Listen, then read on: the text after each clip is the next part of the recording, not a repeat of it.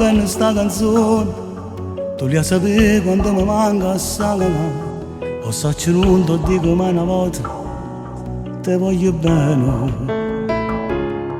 Tutte le giornate non sono sempre stesse, quando ci manca tu in sta casa, e tutti i giorni cerco sempre a te, ma non ci stai.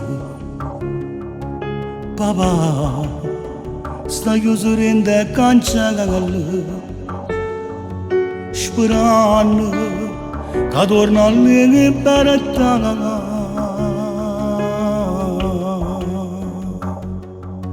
Quando si manca assai a questi figli, e mamma nostra chiagna tutte le notti, stringendo pure trombetta non uscire,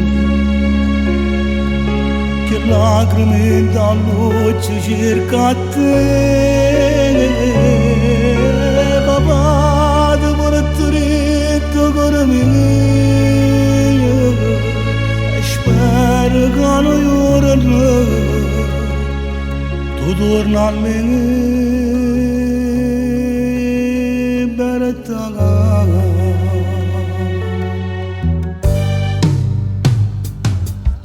Per colpa di sti cancelli, tu stai lontano, lottando giorno e notte, questi pensieri, pregando tutti i giorni a Dio che non ti succede niente, come è triste a te pensare a te, sta papà.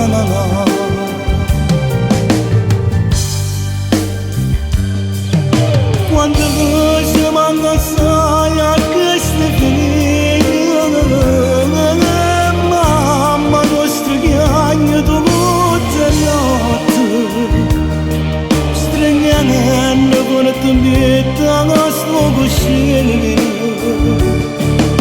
che lacrime da luce cerca a te. Papà, ti porto dentro con me, e spero che non llorano, ritorna alla libertà.